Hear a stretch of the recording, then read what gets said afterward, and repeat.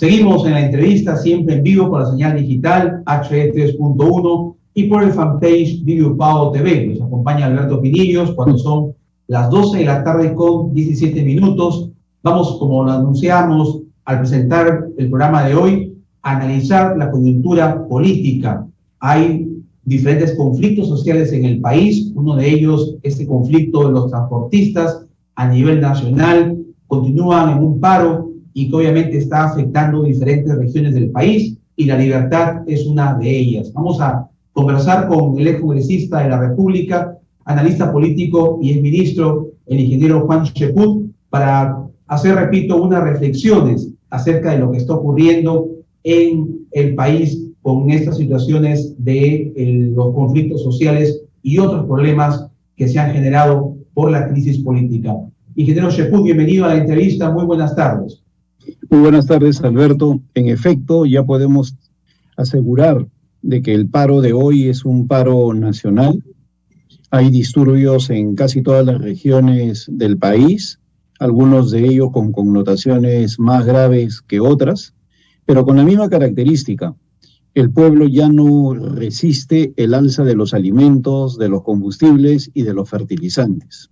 Esto está trayendo graves consecuencias en la economía familiar y allí vemos los resultados, ¿no? Violencia generalizada, protestas en varias regiones y una indignación de un pueblo que se ha dado cuenta que el Congreso no ha estado a la altura de las circunstancias como para poder acabar con este drama. Así es, porque esos conflictos no son de ahora, ingeniero Cheput. Estos conflictos se vienen arrastrando de años atrás y no se ha visto pues una iniciativa, una estrategia para combatir o contrarrestar estos conflictos que lamentablemente, según hemos podido reportar en algunos medios nacionales, ya han llegado hasta 5 personas fallecidas a consecuencia del último conflicto de transporte a nivel nacional. Ahora, otro factor que ha generado mucha molestia e incomodidad a la población, sobre todo de la región andina, en la provincia de Huancayo, la región Junín, es esta expresión del presidente de la República de calificar a algunos dirigentes sindicalistas como que se han vendido por dinero, cuando esto pues, remontémonos a los tiempos que el presidente de la República también se desplazaba cuando él lideraba marchas sindicales en su condición de docente. ¿Qué lectura le da estas calificaciones que ha hecho el presidente de la República, llamando a algunos dirigentes sindicalistas que se venden por dinero? Bueno, primero quisiera aclarar algo. No es que esos conflictos se arrastren desde hace tiempo. Esos conflictos se han generado con este gobierno. Mucho más se han agudizado. Siempre ha habido conflictos en todos los gobiernos, pero nunca dentro de los 8 primeros meses y nunca a nivel nacional. Los grandes paros han sido en el tercer, cuarto año por circunstancias excepcionales y no como lo que estamos viendo ahora. Nunca en este siglo, y lo subrayo, nunca hemos tenido 4 presidentes del Consejo de Ministros y 51 ministros en 8 meses. Y nunca hemos tenido graves casos de corrupción alrededor de un presidente incompetente e inepto como Pedro Castillo en este siglo. Nunca. Entonces, lo que está sucediendo hoy es responsabilidad exclusiva de 2 estamentos. El primero, el gobierno, y el segundo, el Congreso, que no está haciendo fiscalización. Pero el gobierno es el gran responsable, porque tal y como dicen hoy los transportistas, en el mes de noviembre se firmaron actas, antes del conflicto con Ucrania y Rusia, que es lo que pretende ahora el mentiroso echarle la culpa. En el mes de noviembre se firmaron actas porque ya estaba subiendo el combustible. ¿Y qué hizo el incompetente del ministro de Transportes, que como sabemos era un corrupto? ¿Hizo algo? No. ¿Por qué? Porque estaba dedicado a licitar y a hacer una serie de cosas, pues. Pero no estaba dedicado a hacer lo que tenía que hacer, gobernar, administrar el presupuesto. Entonces, si a eso le agregamos que un personaje rodeado de delincuentes como Pedro Castillo, que miente permanentemente como Pedro Castillo, que elige a los peores como Pedro Castillo, que no tiene ni idea de lo que es un Estado como Pedro Castillo, señala a los dirigentes como comprados, pues simplemente genera la indignación. Es equivalente a lo que pasó con Vizcarra. Cuando una persona de la calaña moral de Martín Vizcarra va al Parlamento y dice, acá hay 65 prontuariados. Ya, hay 65 prontuariados, pues te vas a tu casa, porque tú eres más corrupto que todos nosotros juntos.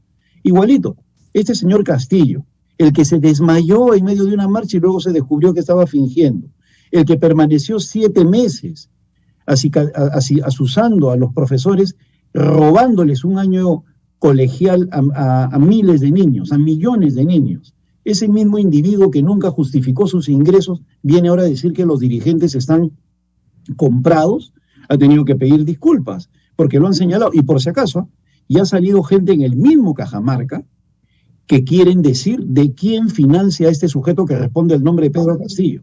¿Quién lo financiaba? O sea, es una joyita el señor Pedro Castillo. Y él es el gran culpable de lo que está pasando ahorita. Ahora, como usted también mencionaba, ingeniero Cheput, hay aquí una situación de crédito y sobre todo de una crisis de credibilidad, tanto en los dos poderes del Estado, como es el legislativo y el ejecutivo. El compromiso que tiene hoy el Parlamento es muy importante de seguir fiscalizando y que ya no lo ha hecho, como usted acaba también de mencionar. En este contexto se han anunciado ciertas medidas, llamadas también por muchos líderes de opinión populistas, como por ejemplo el disminuir el impuesto selectivo al consumo de los combustibles, de la gasolina, del petróleo, y luego sale el ministro a decir de que no es del todo eso muy preciso, y también este anuncio de, o ya, poner en marcha el incremento de la remuneración mínima vital. ¿Cómo analiza también usted en este contexto que estamos de crisis el incremento de la remuneración mínima vital? Estimado Alberto, la primera parte de tu pregunta es muy interesante, aquella que tiene que ver con reducir el impuesto selectivo al consumo. ¿Sabes cuál es el gran problema de reducir impuestos momentáneamente por un periodo de tiempo? Que luego cuando los quieres restituir es imposible, ¿sabes? Por eso es que el ministro de Economía ha dicho un momentito, cuidado con lo que estamos haciendo. Van a sacar el impuesto selectivo al consumo que nos da 300 millones de soles mensuales, un promedio de 250 millones, 3.000 millones al año que sirven para obra pública, para un montón de cosas. Si los vamos a retirar por 6 meses, 4 meses, 3 meses, ¿tú crees que los transportistas van a aceptar que se restituya? De ninguna manera, pues, o sea, de ninguna manera. Por eso esas medidas no se toman. Por eso es que había un fondo compensatorio del precio de combustibles.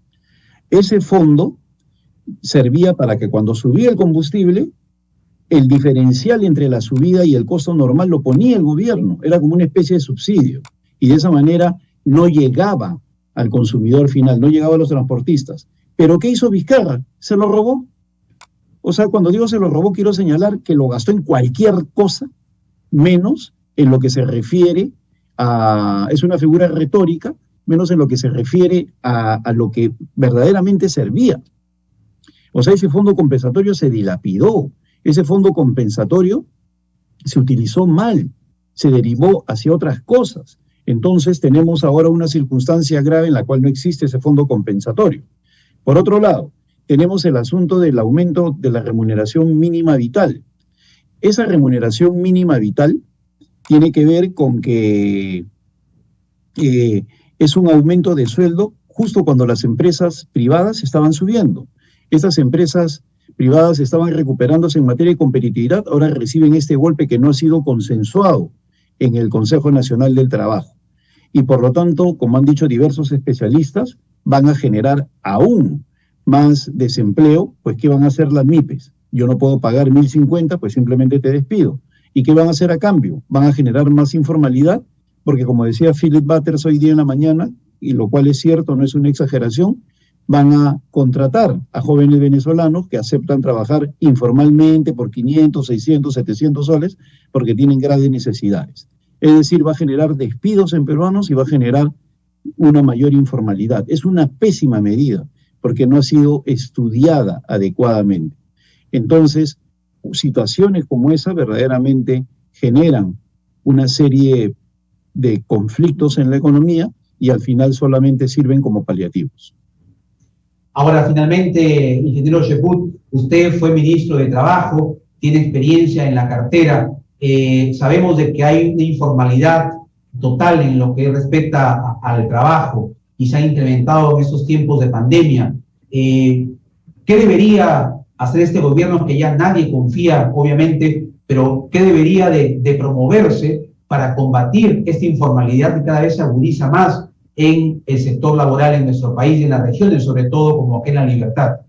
Bueno, lamentablemente desde el gobierno de Ollanta Humala, y eso hay que señalarlo, desde el gobierno de Ollanta Humala, el Ministerio de Trabajo se convirtió en un apéndice del Ministerio de Economía. Nunca ha tenido en ese tiempo un ministro que tenga la categoría suficiente como para poder generar las condiciones necesarias para recuperar el prestigio del Ministerio de Trabajo y de esa manera poder combatir la informalidad sin ser subordinado al Ministerio de Economía. Acá lo que hay que hacer es aliviar la carga tributaria sobre las empresas para que puedan desenvolverse adecuadamente. Y ya hay una serie de proyectos de ley que tiene que ver con eso. De qué manera se trabajan los fondos previsionales, de qué forma se trabaja la contribución al sector salud, convertir la CTS en una suerte de seguro de desempleo, que es una propuesta que viene desde Pedro Pablo Kuczynski, es decir, que en la formalidad el empleador se sienta cómodo para que no termine como hoy pagando 150% más. Es decir, si un trabajador recibe un sueldo de 100 soles, para redondear, le cuesta a la empresa 250 por los costos adicionales y eso obviamente lo condena a la informalidad. Entonces, hay que disminuir esa presión desde lo que es el campo de los costos laborales para que de esa manera puedan las empresas volver al ámbito de la formalidad. Y por otro lado es necesario señalar que a mayor crecimiento económico, mayor índice de formalización, porque necesitan a través de las transacciones bancarias, se necesita a través de todo aquello vinculado al pago, todo a través de la banca, uno necesita formalizarse. Entonces, no hay mejor medida que la formalización para que se pueda crecer económicamente. Entonces, en la medida que no crezcamos en términos económicos, va a ser muy difícil que se pueda formalizar. Bien, como siempre, un gusto conversar con el ingeniero Juan Cheput. Estuvimos analizando la coyuntura política, económica en nuestro país. Hasta una próxima oportunidad. Muy amable, señor Juan Cheput. Muchas gracias, estimado Alberto. Hasta pronto. Bien, buenas tardes. Vamos a ir a una pausa. Son ya las 12:30 y regresamos con la entrevista por IDUPAO Televisión.